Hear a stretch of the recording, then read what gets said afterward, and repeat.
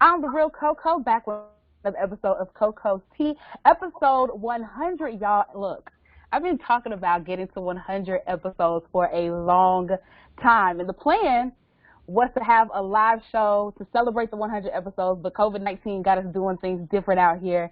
So I'm so excited to have a special guest on here, a very special guest, Brian BDot Miller. I got him right here on video. I'm so hyped. How are you doing? I'm good. Like I keep telling people, I'm still in album mode because but You got to get the lineup. we're gonna make it. We're gonna get through it eventually once phase 2 pops. So you haven't broken. Well, I guess so. Things are different here compared to New York. Like they've started opening up stuff here. Like we can go get haircuts and our nails done and stuff. Y'all can't do. Yeah, I mean, unless you do it underground, like going to a speakeasy or something like that. But for the most part, everything's still on lockdown. But I believe phase 2 is starting to open in like a couple days, so Okay, we're gonna be all right. that's your first move, the haircut. Yes, Okay. first move haircut, then hopefully I can get a facial in a couple days or a couple weeks because you Oh, gotta you preserve. bougie with it. Yeah, yeah, bougie with it, man. You gotta preserve your skin. Like you don't want to be out here 30 plus looking like beef jerky. You gotta That's keep true. everything moisturized. So Facts, that's facts. So what have you been doing to stay mentally and physically healthy during this quarantine? I've been doing exercising. I've been exercising a lot more. Going to the park, doing a lot of I call them rough rider workouts, pull ups, dips, things to get my heart racing. I've been reading the Bible, trying to get through the whole New Testament, and I've been writing my own book. So Hmm. I'm like procrastination is the worst thing about me. So I've been stopping, coming back to it. It's been a work in progress, like the last 4 or 5 months. So Yeah. A yeah, book is not an easy feat. yeah, it's So not. you got to I, take I your time with salute it anyway. I salute to anyone who has written a book before. I'm like, yo, this thing is hard, but it's a process. But it's a challenge. I'm up for. So Absolutely. I yeah. need to back it up a little bit here. Okay, I feel like I didn't give you the proper intro. It's Okay, so I'm okay. gonna back it up a little bit. Brian B. Miller, for people who do not know, is one of the most respected names in the culture right now when it comes to hip hop. He has interviewed some of the biggest artists in the game. He has worked with some of the most legendary hip hop magazines, Double XL. He's been a blogger, popular podcaster with the Rap Radar podcast with Elliot Wilson. So I didn't want to go into the whole background of who B. Miller is, but I'm going to start off my other question with what made you want to get into the field of being a hip hop journalist? Um, what made me get? I just love the culture. I started when I was in college, and honestly, it was the money that made me realize that I could pursue this as a real career. Because when I was in college, I went to Delaware State University. I was freelancing for magazines. I was freelancing for King, XXL, Rise magazine. It was all under the Harris Publications house. And then being that I was a fan of hip hop, I love the culture. I love documenting. I love the storytelling of it. And I was actively a contributing writer. I was like, yo, maybe I can make a living off of this. And then once I graduated and I kind of got drafted into the XXL, it was just kind of like a natural fit for me. So it was something that was always a part of my life. It's crazy when I look back on it because growing up in my room, I used to have magazine covers. I used to clip out articles and post them all around my room like wallpaper. Little did I know that those were some of my colleagues' work that I was posting. So it's kind of like I was training myself, for my career a few years later. So You were manifesting it. yeah, it kind of was. It was like it was written seriously because Hmm. I had no idea that I was going to pursue this as a career until I started really actively being in it. So Right. And so a lot of those publications that you named have kind of died off because yeah, of, the age that we're in with social media and the internet. What do yeah. you think about the current state of hip hop journalism right now? I think it's still alive. I think it's changed obviously. I feel like the power is democratized. I don't feel like you have to wait for an outlet to validate your skill set or anything like that. I feel like it's a time where you have to put yourself out there and brand yourself um and basically not wait for anyone to give you permission to do what you want to do. Mm. That's the Yeah. way I see it. It's different from when I came up. We used to work for this magazine, get paid, X amount of dollars per word. You had a deadline, things like that. But now it's like you don't need a publication. You can just do it on your own. So Yeah. it's a different time, but at the same time, it's like I think that the cream rises to the top. If you're really wanting to be in this and you're focused and this is where you want to pursue your passion and your career, this is the best time to be in the game. Absolutely. Yeah. At Double XL was where you formed your relationship with Elliot Wilson, correct? Yeah, that's where I first met Elliot when I was at XXL 1,000 years ago. So talk to me a little bit about y'all's relationship. What's my relationship like with Elliot? It's weird. Why is because it weird? it's weird because it's like there's obviously like a generational gap, right? So True. I'm 35, Elliot's 30, 48, right? Honestly, So I thought Elliot was a little bit older than that. yeah, Elliot is 48 or 49, one of those two. But Okay. either way, it's just weird because it's like we've been working. This is the longest I've ever worked with anyone, and you Mm, gotta understand when I first came at XXL, I was like editorial assistant, staff writer. I was like at the bottom of the totem pole. He was the editor in chief. We right. both get let go around the same time. Then we end up working together. So it's just weird. But also we're both Capricorns, and I think because we both have a passion for hip hop, we get each other. It's just like something you can't really explain. It's really tacit, and we just click, man. I don't know what it is. Like sometimes we go days, weeks, months without talking to each other, and it's nothing like personal. It's just that we know what it is. Like Yeah. sometimes we email each other the same thing at the same time, or text each other the same thing because we saw it at the same time. It's just weird. It's like we get each other. So it's a weird marriage, but it works. It works. Elliot's respected in his field. I am as well, and we do good work together, man. Would you call him your friend? Yeah, yeah. Ellie and I. Yeah, I don't know. Are we friends? I don't. Cause I think that's something you should know, right? Elliot asks that. He gets asked that question sometimes too, and be like, "Are you a BDot friends?" Like, not like hanging out on a Saturday night catching a beer. It's not like when you see Elliot, you see BDot. It's like, nah, we're just cool, man. And that's my guy. You guys seem to be. I think honestly, it's beyond just a normal friendship. I can't just classify it like that. But at the end of the day, I know I have his back and he has mine, and I think that's fair. Well, it's kind of like your cousin, like your Yeah, family that you don't see all the time, but just there's respect there, of and course. y'all work well together. Yeah, I think it's beyond a friendship with me and Ellie. It's just what we have. It's just I don't even think there's a word that describes it. That makes sense. Yeah. Who are some people in the industry that you would say are your friends that people like me would know? Um, Karen Civil is one of my best. I actually talked to her just before I got on the phone with you. Shout out to Um, Karen. I love seeing her work. She inspires me all the time. yeah, Karen Civil. I saw her from like day zero. That's like my homie. Rob Markman at Genius. He's someone who I literally came up with as well. I met Rob when I was 19 years old, and we were working together at Don Diva. Who else do I know as a friend? Uh, it's one of those questions I know the answer to before you ask me. Like Joe LaPuma at Complex is a friend. I'm just trying to think of prominent colleagues that you may know. Charlemagne, of course, the God. Angela Yee. Um, DJ Envy's a friend. There's so many people. Like I know I'm gonna get in trouble for not naming them right now, but It's gonna be okay. They forgive you. They know your heart. yeah, I love them all. I love them all the same. Who else I'm thinking of? I'm drawing blanks. It's okay. No pressure. Yeah, but Well, go usual ahead. suspects. Not just the usual suspects like that. Okay. So, recently you tweeted something that was interesting to me. You Oh, said what did I say? you said that hip hop is dead, Hip and hop is that was dead.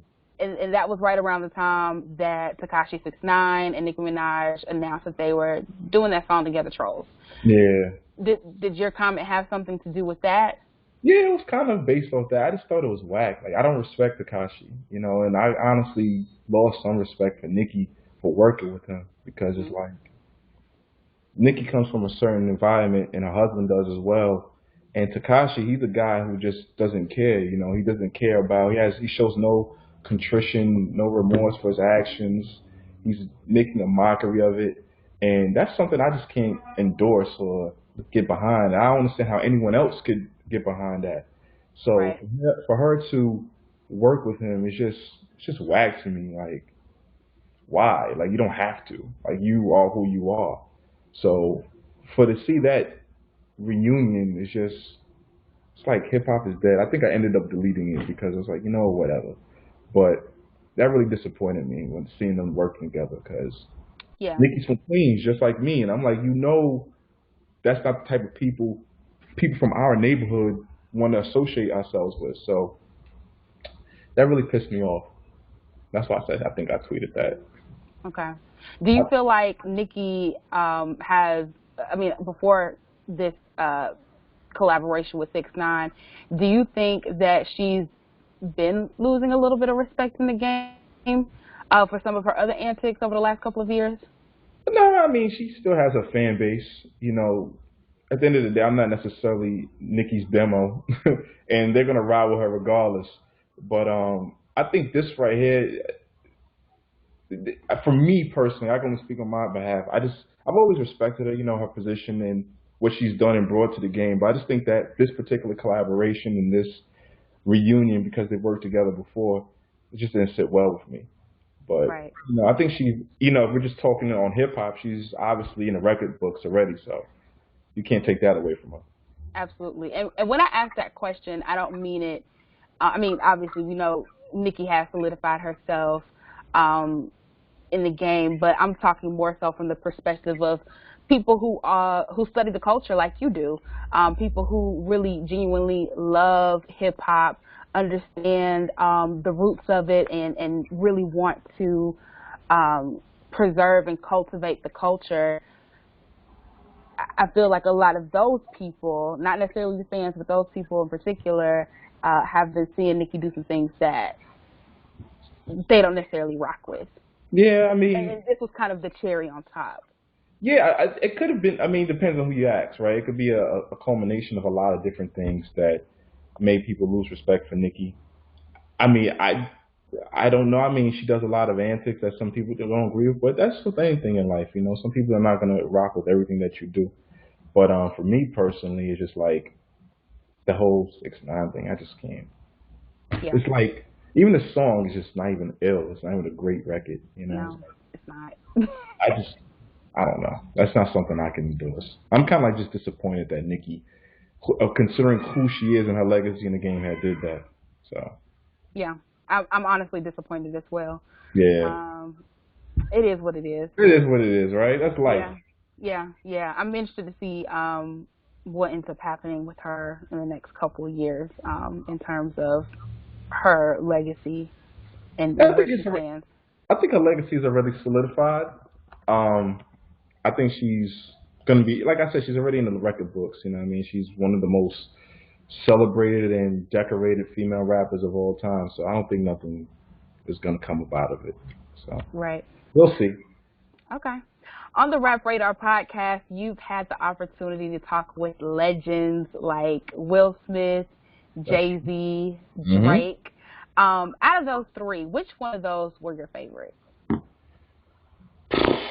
Man, that's like asking what's my favorite finger. What's my favorite? I think maybe the Jay Z one. I don't know, man.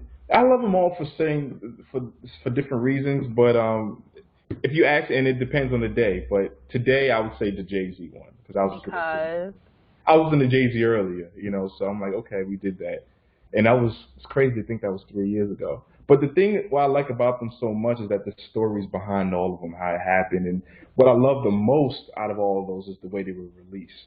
Like mm, we didn't tell nobody that they were coming. Like you just woke up Right. one day It and was like, there. oh, these guys did that. That's like the best feeling ever. Yeah.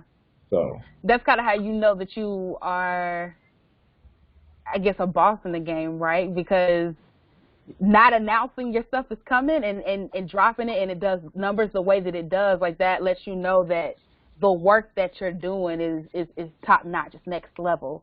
yeah, that's the high for me and Elliot. And I know I can speak on his behalf too. It's like with Drake, for instance, we just put that out on Christmas Day, and it was hard. We sat on it for like 2 weeks, and we didn't tell nobody about it. It's like, yo, you want to tell the world, like, yo, we got Drake, Drake, Drake, but we had this to keep quiet and You hold didn't war. tell anybody, not one person. I might have told a person or two, but but I had to keep it quiet. So, Yeah, but releasing it in that surprise way, I feel like it's dope because it's like creating some sort of excitement in the game. In this absolutely. era, everything is so transparent and there's like no mystique. Everyone's recording. Like let's get some people to be excited about. So Yes, I 100% agree with that. When there's a conversation that's being had with somebody who usually doesn't do interviews at all, it makes you want to stop everything. And right, this is gonna sound bad, but I even enjoyed the beef. When Meek Mill and Drake had their beef, I yeah, had just left my hometown to go work in an industry that I did not care for. And I was so mad. I was like, I am so mad that I'm not in radio right now because this is what I want to be talking about. right. So I even love the beef because it's exciting. Yeah, listen, that's hip hop is built on competition. I'm better than you, you're better than me. Like that's what hip hop is. So it was definitely, the topic of everyone's mind at the time. But excitement is missing, and we just wanted to create that magic, and that's what I feel like those interviews did. It was just give people some spark. So Right. So you said that the Jay Z interview was one of your favorite, or for different reasons, and that was your favorite yeah. because you were on him early on. So what was special about the Will Smith interview for you? Well, first off, we got to think. I think that was at 2018. Yeah, 2018. Will Smith had just joined like Instagram. I think in 2017, going in 2018. So he was like the biggest guy on IG, right? Yeah. Remember? Yeah. And like he hadn't done an interview in so long. He only does interviews when he has a movie to promote. Yeah. So I was like, okay, Will Smith is hotter than ever. Like this is a big get. Maybe we could get him. It's almost like shooting your shot, and you don't never know if it's gonna happen.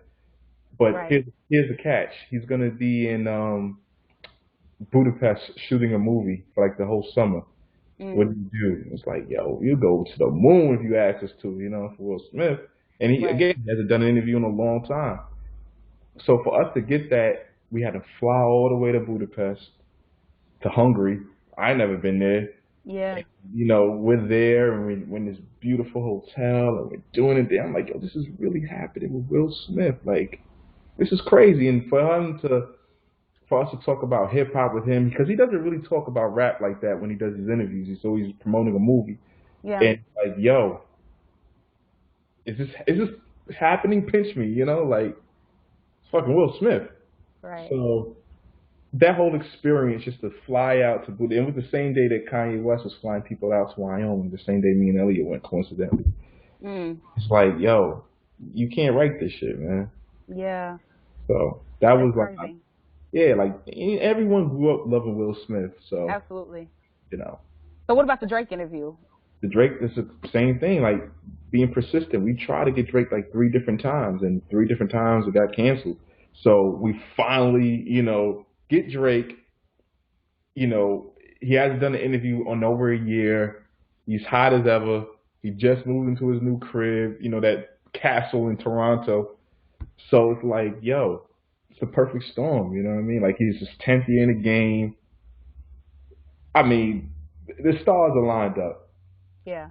So just to do it with him and in his in his own backyard, it was just a great feeling, a great moment, man. Hmm. And again, like the way it was released, the way it was shot, I just really enjoyed it.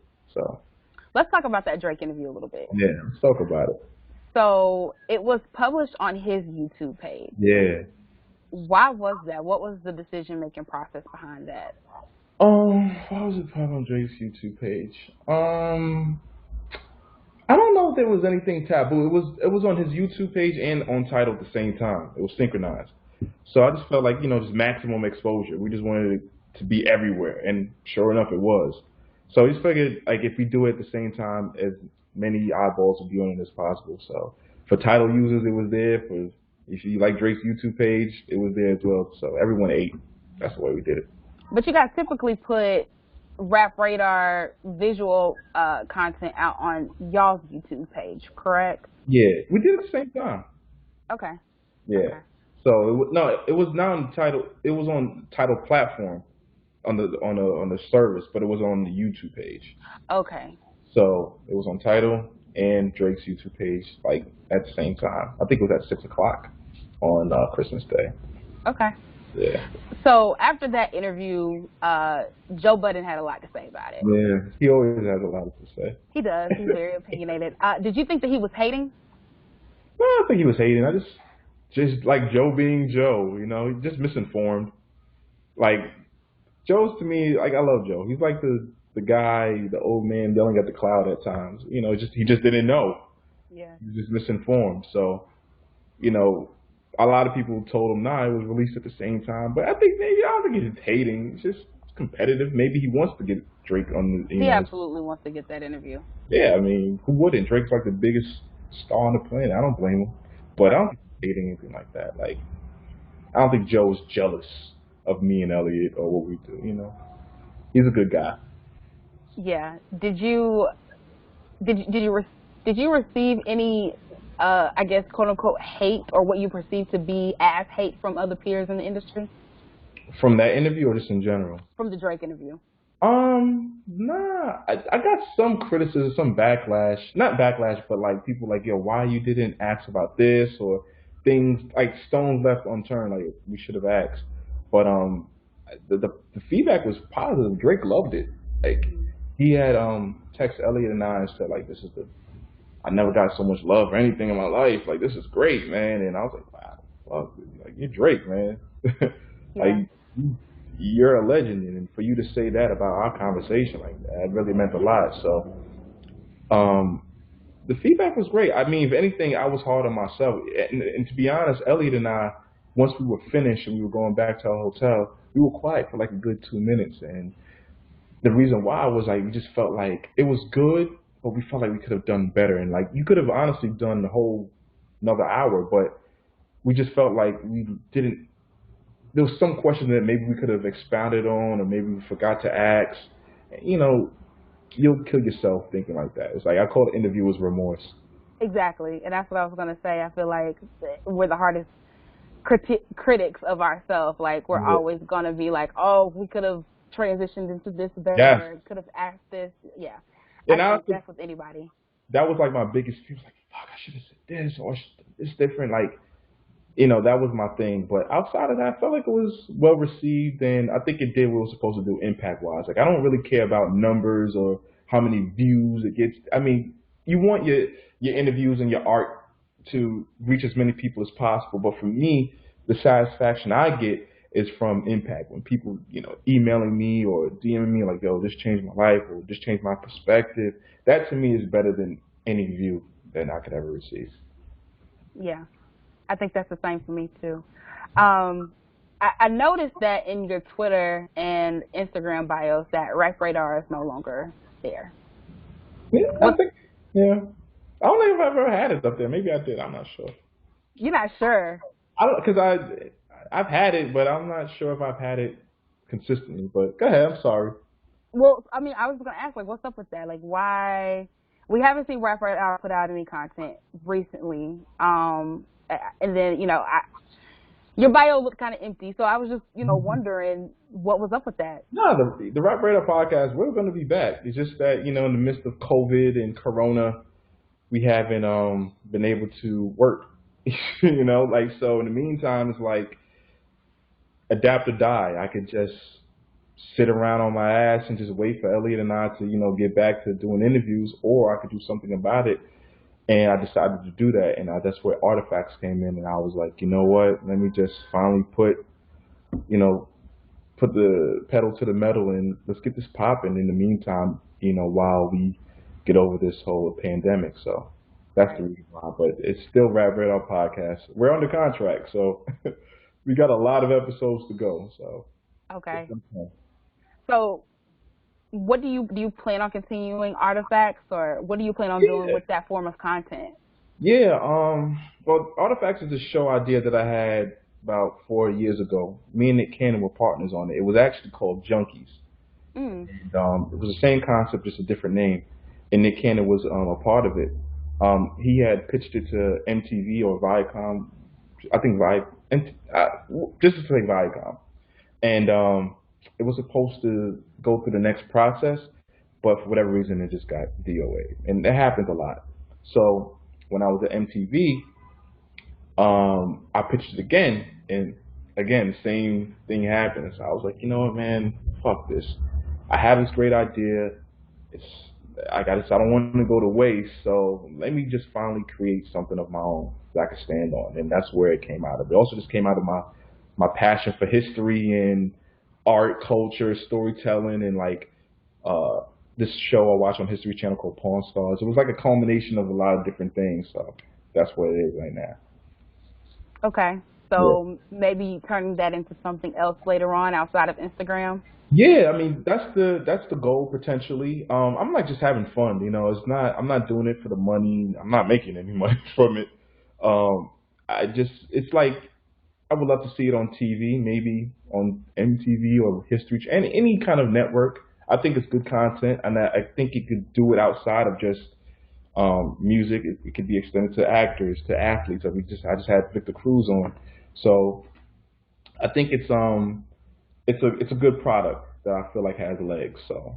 hopefully, potentially, it can grow outside of Instagram, and I would love to do that. And hopefully get it popping. I think we need to have more black creators in these spaces. So Absolutely.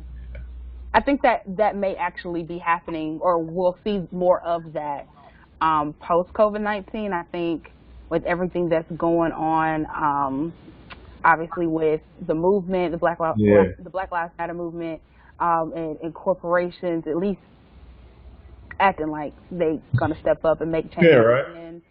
And then I also, for me as a creative, I've definitely been stepping up my content game as well during this quarantine, and I feel like I've seen a lot of, uh, what do you call it? I guess just app changes within, Yeah, well, Instagram as a platform in general, like it's changed so much right. just in the last couple of months because of the demand with IG Live. And so I think people are seeing that there are just so many black, because I mean, granted, I only follow black people, so Right. I don't know. I haven't really seen another group of people or another culture that has taken on different tools with Zoom, even the tool that we're using here, Instagram Live, Right. and being creative and creating content. So I think that people are going to start putting a little bit more respect into the work that we do in this culture. Absolutely. Like, look at all these platforms. Like when we interviewed Jay, he said something that was really profound, and it still resonates to this day. He's like, you keep building these platforms, Instagram, Snapchat, and we got to keep asking these people for things. But we built that. We Like we're definitely did. building. Like, where would IG Live be during this whole pandemic without Swiss Beats and Timbaland with the whole versus thing? Like Yeah, they made that joint hot. We exactly. making hot. We making all these tech companies and apps hot, and we have to go back and ask them, yo, can you do this for me? Can you do that? Nah, man, f that. So Yeah. hopefully, once this is over, because a lot of times people have amnesia, they remember this moment in time. Like, yo, we need to put our focus back on these black creators out here. Yeah, I agree 100%. Um, when an artist tells you that he doesn't want to be asked something Hmm. during an interview, do you follow their request? Yeah, you just don't ask them. You just don't ask. You're nicer I than think at the me. same time, it's like you got to be respectful. I think the key to a good interview is conversation, right? You don't want to interrogate. your subject. And I think a lot of people do that because they want a clickbait headline, or they're trying to, get a rise out of them for a viral moment. So if someone says, "Hey, I don't feel like talking about so and so," respect it. Yeah, because at the end of the day, I believe relationships are valuable. Relationships greater sign money, and in this game where media is kind of disposable, you want to maintain these relationships with people, like, because if I interview Beyonce, right, hypothetically speaking, and she says, "Listen, I don't want to talk about this, that, and the third," you think I'm gonna ask her the question she doesn't want to be asked and never talk to her ever again? No. Like, I'm not gonna risk that, Right. So if someone asks, they don't want ask you not to ask them a question, just don't ask it and find a clever or a creative way to skirt around it. Mm. That's my advice. That's good advice, because Yeah. obviously Beyonce, I'm going to respect, but there are certain people where, like, I may feel like I have to ask a question because I know the masses want to know. Yeah, I think there's always ways around it. Like, here's a great example. I think when we interviewed Jay, here's the thing, all of our interviews we've ever done, no one's ever said, "Yo, don't ask about this, that, and that." Sometimes they do if it's like something super duper controversial that we weren't going to touch on, but for the most part, we have a free reign to do what we want. So when we were interviewing Jay, I wanted to ask about the elevator incident, right? And I was like, how can I ask about this without it sounding like as if I'm looking for a clickbait headline, right? And I knew what kind of move, also got to read your subject, right? So Elliot had asked him a question about, I think it was Kanye West. And Jay responded and said, "Yeah, I'm not here. We're not here for that." Like, so that right there told me, okay, there's certain things he's willing to talk about, and there's certain things he's not willing to talk about. Okay. Now, how do I ask this elevator? I know the question is going to be, I want to say, "Yo, what happened with you and Solange? Why she do that?" But Right. he's not gonna. He's gonna dub that. Exactly. He's gonna look at you crazy. So I'm like, okay, how can I ask it? Okay, maybe if I ask about it in a roundabout way, I still get it. I still get a response. I still ask the question, but it's kind of indirect. So I think there's ways of going about doing it. And I think at the end of the day, that's where you put your journalism, your broadcast journalism cap on, and figure out a way to ask the question, but not as direct, Right. not as abrasive or blunt. I think that's the key. Yeah. Yeah. Okay. And that's definitely something I'll keep in mind too as I continue to cultivate my craft, because you're Right. definitely one of the people that I study in the game. So So, like what I did was I just remembered how I asked it. Because it was leading up to it, right? And also that's the thing too. You got to find the holes in giving out the secrets. In the give interviews, them all to me. you got to be a good listener, right? I feel like I'm a better listener in interviews than I am in real life. So, so when you're interviewing somebody, you got to listen and find ways to pivot the conversation and segue. So with Jay, I noticed we were talking about like beefs and like issues and family. I'm like, okay, this is a good time to ask about the Solange. How do I ask about it? Okay, how did you and Solange get to a better place? We all saw what happened in the elevator. And then he said, "Yeah, that's like my sister." I'm like, okay. Then he went on to talk about, he didn't give the details because I knew he wasn't going to do that, but he still gave me a response based off that particular incident. Right. So it's always kind of like a roundabout way. It's kind of like, look, if you're in a relationship with a guy, right, and you catch him doing something, he's gonna lie to you. He's probably gonna be evasive with his response, but you got to find a way to ask about it without coming off too crazy. You know what I mean? But Yeah. you get your answer that you want at some point. So I look at it almost kind of the same way. True. True, True. True. true, True. true, true. Last Last year, year, Yeah, you were announced to be MTV's new music course or lead music correspondent. that's true. What is entailed in that job? Um, my job detail was to, of course, interview a lot of the musicians, a lot of the guests, also to bring credibility back to the platform because like MTV News for a long time, they kind of just like weren't in the conversation anymore. Yeah, they kind of You know, died off. they kind of died After off. Sway Like, left? yeah, Sway. Like Sway's kind of like with MTV still, but not really. But it's just like, MTV News used to be a thing, and I think my role was to kind of bring it back to that prominence. And, with the credibility that I had and the relationships I had, that was kind of like my responsibility to do that. Also, just provide new creative ways to storytell.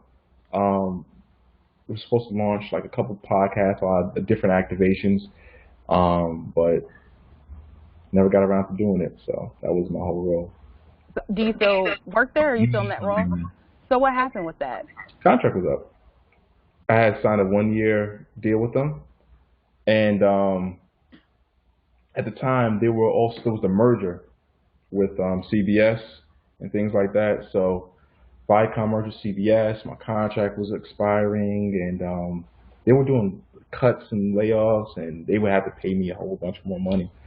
So it kind of in the Corona was happening. It was almost like the perfect storm of things. So my contract was up, this, that, and third, and I felt they still want me to work with them in some different capacities as far as like correspondent work. But I'm kind of like I'm a free agent, so I'm not at MTV News anymore. Okay, so somebody's gonna have to snatch you up soon. Hey, you never know. You know what I mean? You gotta break the checkbook out, man. Yeah. So who are some artists that are on the rise that you've been keeping your eye on? Man, let's see. Wow, I love the whole Griselda camp right now. Benny the Butcher, Conway, West Side Gun. I like the new Little Baby record. Little Baby. Interested in 42 Doug. I feel like he's there though, right? He's already there. But I'm talking about I guess Baby doesn't count. I like 42 Doug. I'm getting around to him. Who else? What am I liking right now? Again, this is one of those questions I know the answer to. When I'm driving and I'm like, I like this guy. Yeah. You got to throw some names at me and then I can get back to you. You got any women that you listen to? Of course. I mean, who doesn't listen to Megan? You know what I mean? I love Megan. Who doesn't listen to Megan? I'm a big City Girls fan. I'm a city boy. What's up with that? Why you like the City Girls so much? I love that rap content or is it them like as I wouldn't call them lyricists, but as I guess rappers?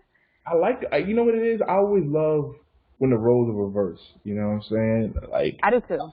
I like that. You know what I mean? I like Little Kim. I grew up with like Little Kim, Foxy. They talking their shit. Yeah. So I like that JT and Young Miami. They don't care. Like they just telling you exactly how they feel, what they want, and it's like, yeah, girl, I'm feeling that. Like, okay.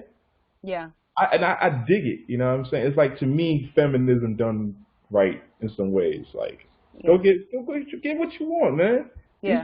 These guys out here say some of the most craziest things about women. Go ahead, girl, do your thing. So I like the City Girls a lot. I like them all. I like JT a lot. She sent me some new records. I'm like, oh, these are amazing. So. Some songs that she hasn't put out yet. Yeah, she sent me like a whole pack of records. Some of these records she ain't put out yet. I guess sample clearances. She doing a solo record? No. Her and Young Miami. Okay. But she can't put them out yet, so I respect they're not leaking or anything like that. But. Okay. Yeah, that's actually my favorite kind of rap too. Hearing girls talk about like they sex and making niggas pay for it.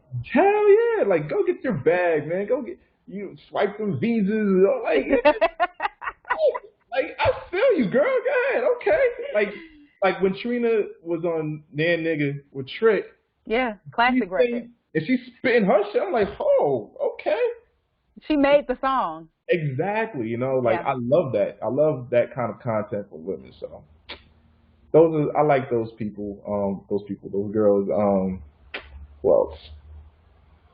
I'm glad to know that you're on our side of it, because you hear a lot of people, specifically in the culture, people who are on your level of having respected voices, who are like, oh, Meg need to stop. She's gonna have to eventually start talking about something else. And it's just like, y'all have let Future do this for 20,000 records. Why they've only put out 2 albums, and you telling them that they have to talk about something different? Yeah, There's a huge double standard.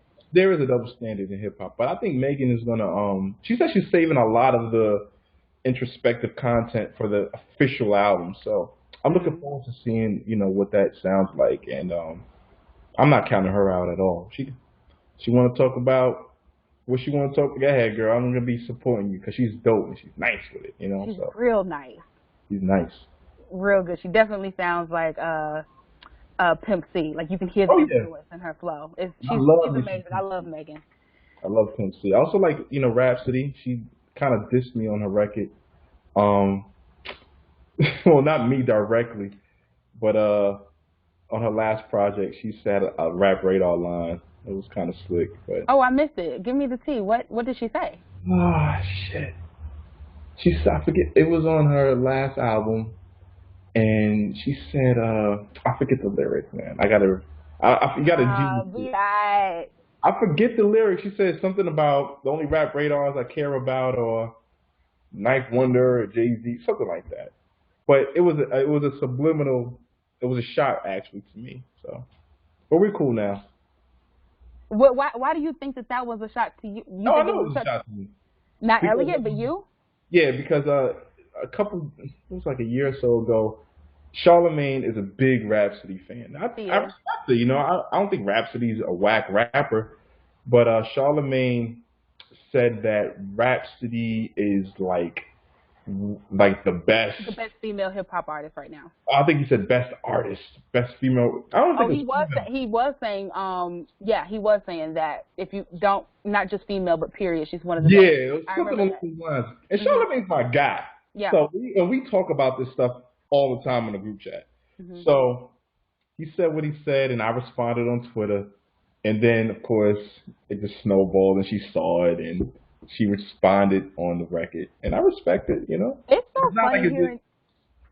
Oh, I'm sorry. Go ahead. no, I'm saying it's not like as if I hate Rhapsody. I just think she's dope, but I just felt like Charlemagne was just, come on, man, ODing. Like, she's like the best, really. So I actually saw her at the Rock Nation brunch, and we pieced and made up. So it was Okay. So I think it's funny that y'all's internal group chats make it to the Twitter timelines. It's always funny to hear the yeah, backstories on that. it's Charlemagne, man. Big He's ass. funny. He's funny. He's funny. We're good people, though. Yeah. What about journalists or content creators who are on the rise? Who are some people that you are fans of or keeping your eye on? Oh, let's see. The dude, Najee Grampus. He's kind of with the Rap Radar, under the Rap Radar umbrella. He has his own platform called Cigar Talk. And he also works at Sony, at Sony label The Orchard. So he's one of my favorites. Gia Peppers. I'm a big Gia Peppers fan. Like, That's how you and I got connected. exactly. Like, Gia's. She's dope. She's the truth, man. Like, she's got it. When people say they have it, like, she has it. Who else? Of course, Scotty. She's doing great as a media personality. Scotty Beam. Mouse Jones is doing his thing. Ivy Rivera. I know I'm leaving out some names as well, but those are the ones that stop in my mind. But yeah, you doing all right too. Listen, I had to do my Googles to see what you was about. I was like, Oh, okay. you did? What'd you find? I'm kind of scared now. I was like, okay, this ain't no BS kind of conversation I'm gonna have. So she's doing the thing. But there's a lot of people just on the come up, and I feel like if you're doing the work, it's gonna catch people's attention eventually, man. So Yeah. I think broadcast journalism is in a good space. So Dope. Yeah, all those people that you name, I've studied, watched their work in some kind of way. So yeah, that lets me know that I'm watching the right people. yes. Well, Sylvia. Well, yeah. Love Sylvia. Yeah. So there's a lot of people doing their thing, man. I'm proud to be in a company amongst a lot of these people. Absolutely. Yeah. I feel it. So for someone who wants to be the next BDot or entertainment journalist, what's your advice to them? You gotta love it, man. Pray, pray a lot. Realize ask yourself why you're doing this. because if you're trying to get rich, chances are you're not going to get rich. You're not going to make a lot of. There's money in this. I've seen both sides of the spectrum. I've had the money, I've lost the money. So I've seen it all. But I think it's important to again ask yourself why you're doing this. Um, study, uh, study your colleagues and the counterparts, people that you want to emulate your career after. Ask questions, be curious, and also I would encourage people to brand yourself, to sell yourself. Like there's a lot of people that want to do what we're doing, and I would encourage them to think outside of their DM box. Mm. Go where the like-minded people are. If Mm. you live in Alabama, I would encourage someone to okay, you want to be in New York, I get it. That's where a lot of the media capital, that's where a lot of action is. Maybe if you know someone there to ask them to stay with them for a couple of weeks, find out what events are going to be happening. It takes a lot of sacrifice to get where you want to be. And I've sacrificed a lot. And I'm still nowhere where I want to be, but I've foregone a lot of things, in my career to be where I'm at. So just know that it's gonna get greater later, and just just be patient. Be patient. Things are gonna come. Yeah. I think a lot of people see me. If you see me with Drake or the Rock Nation brunch or interviewing this person on this platform, it's sexy. I get it. You see the glory, but you don't understand the story, the journey that it took to get to this position. So I would tell people. I know I'm saying a lot of things that sound long-winded, but it just that's the advice I would give somebody, man. Just be patient, trust the process, understand, ask them why are you doing this, and I think and being consistent, and things will fall where they want to for you in your life, in your career. I've seen it happen 100 times. So I love that advice. that's the long-winded answer. Let me get off the soapbox. That's good. And this is gonna be my last question, I promise. You mentioned you're not where you want to be yet. Yeah. What does that look like for BDot? Where I want to be is somewhere, having that fuck you money, that fu money, like doing what I want to do. And honestly, it's not even about the money. I take that back. It's not about the money. It's about having the opportunity to do what I want when I want to do it. Hmm. And of course, it requires money to do that. But having the opportunity to empower other people, Hmm. whether it be on a large scale, kind of like what Oprah has done, and even Will Packard to it, and to an extent. He's not journalism, but something to that effect, where I'm able to take care of aspiring media professionals, people that are that are already seasoned, give them more opportunity, and take care of my family even to a higher degree. Hmm. So I think that's where I want to be. That's the end goal, and not having to worry about anything. Yeah, that's So, good. That's really good. and when I get there, I'll let you know. Yeah, because I'm gonna need a job. Take me with you. I'm ready to ride. Right. This is my last question for real, because I forgot to ask this earlier. Oh, dude. Why the name BDot? Where did that come from? I get asked that a lot too. All right, so when I was in high school back in the '90s, um, people in my high school called me Brian Miller. They called me by my full name. No one ever called me Brian, right? From the teachers to the students to the security, everyone was, hey, Brian Miller. I guess they just thought I had a ring to it. So one day, one of the classmates started calling me Brian B. Miller, like how you see it on the back of a jersey. Hmm. This was like '98, and it went from Brian, hey, what's up, B. Miller, to B. And it just stuck. Mm. And teachers used to call me that. Everyone used to call me that, so it just stuck. But you had like Jay-Z tell it. He said I took it from him. The guy's a liar. Like, yo, you took the name from me. I'm like, no, I had it since '98. You wasn't even going by that. But we didn't know each other at that time, so it's all good. Right. No, that's funny. That's real funny.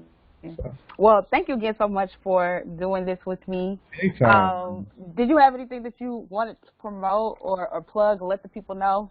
Yeah, man. Just I appreciate everybody over the last 10 years for supporting myself, the Rap Radar podcast, the Rap Radar website. Everything I've done, my time at MTV, everything that I've done over the last couple of years. The Rap Radar podcast will be back soon. Um, once this is over, shout out to Elliot Wilson, my partner in crime. Um, shout out to you. Thank you for holding me down and sitting with me for the last 30 minutes or so. And yeah, man, I'm just happy to be here, yo. Yeah, absolutely. Well, y'all, this is episode 100 of the CoCo 100. Stream podcast. Episode 100, man. We made it. Yes, for sure. You definitely have put a stamp on the podcast for sure for episode 100. Everybody who's listening, you already know what to do. Make sure that you share this podcast with everybody. You can download it on Spotify, SoundCloud, Stitcher, iTunes. Anywhere you listen to podcasts, CoCo T is there. This will be up on YouTube as well. Thank you guys so much for listening. Thank you.